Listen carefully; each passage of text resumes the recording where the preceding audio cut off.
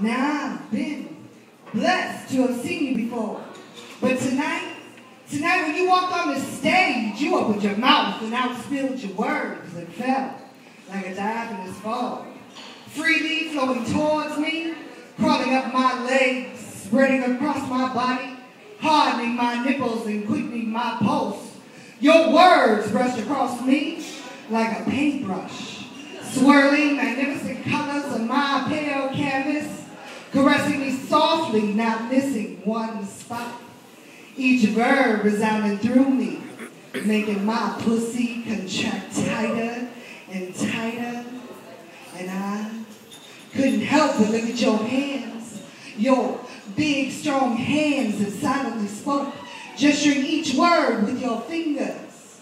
And my mind fantasized about you reciting your poems with them placed deep inside of me, spelling out your spoken words on my inner walls, strategically capitalizing and punctuating each sentence.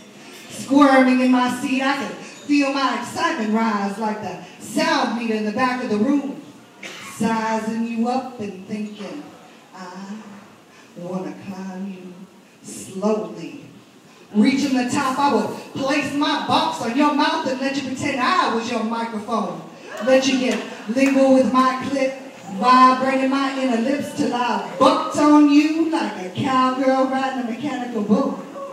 Then I'd say, see what your poetry does to me?